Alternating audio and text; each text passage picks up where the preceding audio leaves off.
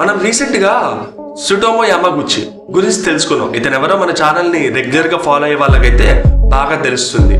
అయితే అసలు యాక్చువల్ గా హిరోషిమా బాంబు ఎలా పనిచేస్తుంది అండ్ దాని ఎఫెక్ట్ ఎలా ఉంటుందో ఒక యానిమేటెడ్ వీడియో రూపంలో తెలుసుకుందాం. ఇదే ఆ వీడియో.